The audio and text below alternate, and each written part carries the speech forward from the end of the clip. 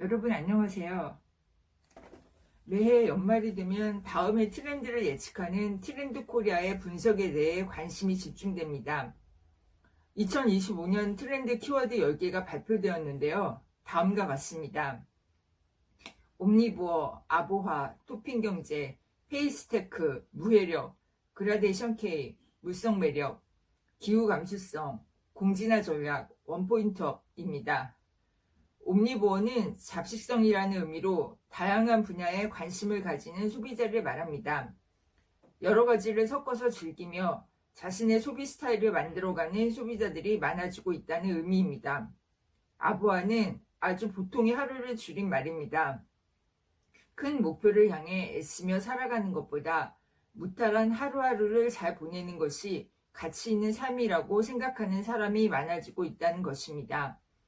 토핑 경제는 피자에 자신이 좋아하는 토핑을 추가하는 것처럼 자신의 취향을 덧붙이는 것을 말합니다. 기성상품에 나만의 독창성을 덧붙이는 참여형 소비가 늘어나고 있습니다. 페이스테크는 기계가 인간의 감정을 읽고 대응하도록 만드는 기술을 말합니다. 챗봇이 이에 해당합니다. 기계가 인간의 감정을 읽고 대응하는 것은 인간과 친근한 소통이 가능하게 하기 때문에 긍정적인 기능이라 할 수 있습니다. 무해력은 작고 귀엽고 순수한 것들이 인기를 얻는 현상을 말합니다.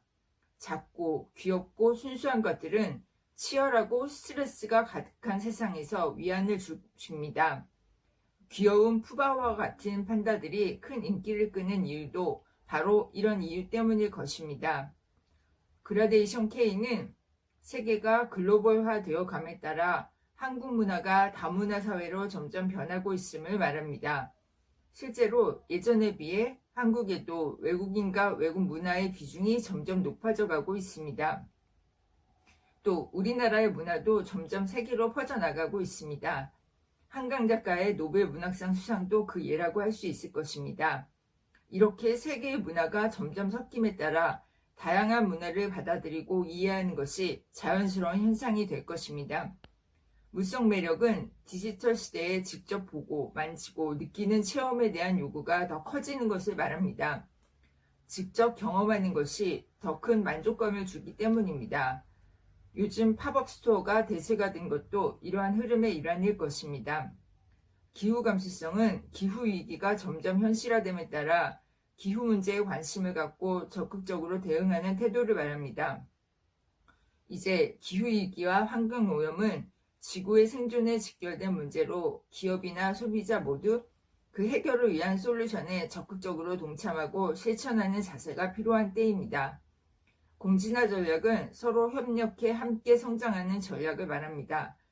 급변하는 사회적 환경 속에서 경쟁보다는 협력이 공존할 수 있는 중요한 해법입니다.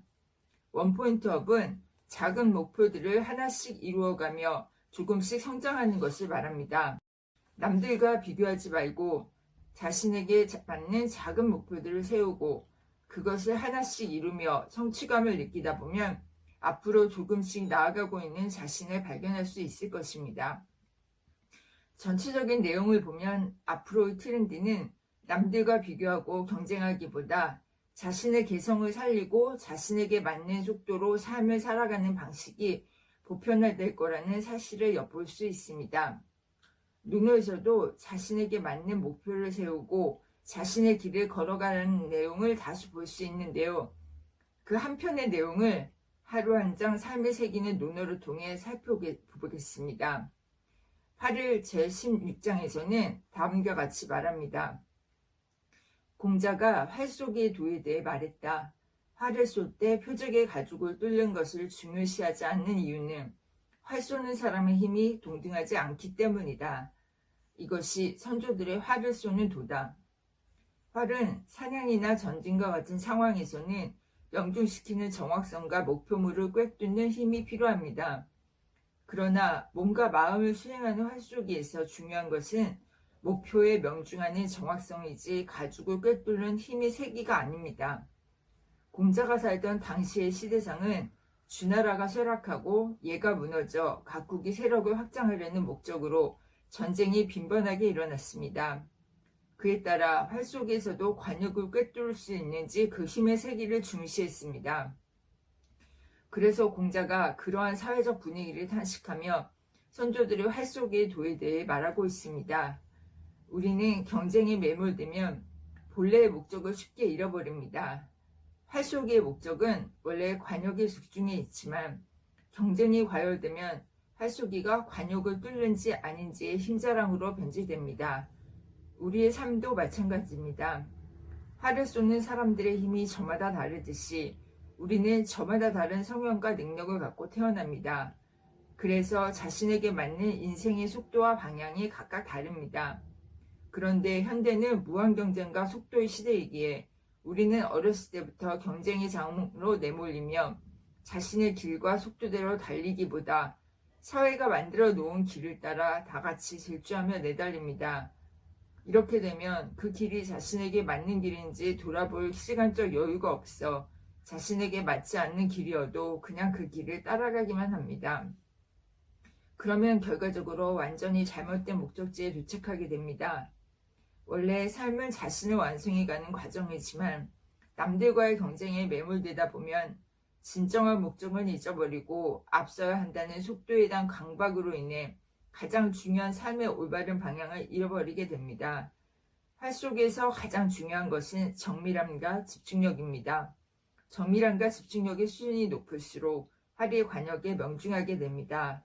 우리 삶에서 중요한 것도 바로 정밀함과 집중력입니다. 빨리빨리 성공하고 남들보다 앞서는 것은 인생을 길게 보았을 때 그다지 중요하지 않습니다. 자신이 타고난 것은 무엇인지, 자신이 잘하는 것은 무엇인지, 자신의 성향은 무엇인지 정확하게 아는 정밀함은 삶의 올바른 방향을 결정할 수 있습니다. 그리고 그것을 안다면 그 방향을 따라 집중해서 나아가면 됩니다. 수학계의 노벨상이라 불리는 필즈상을 수상한 허준희 교수는 필즈상을 수상하고 나서 소감을 이렇게 말했습니다. 제가 걸어온 길이 구불구불하긴 했지만 저한테는 그게 가장 좋고 빠르고 최적화된 길이었던 것 같아요. 직선이 아니라 구불구불한 길이라 할지라도 자신의 길이라면 아무리 오래 걸리더라도 결국에는 자신만의 성공의 고지에 도달할 수 있습니다.